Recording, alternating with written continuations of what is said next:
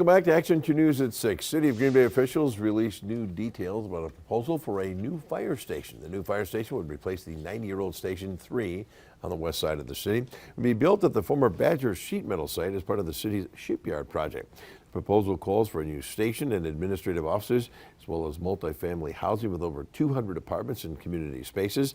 Last year, the city's redevelopment authority was awarded a $1 million grant to demolish the existing buildings and clean up that area. Demolition on the property is expected to start sometime this year.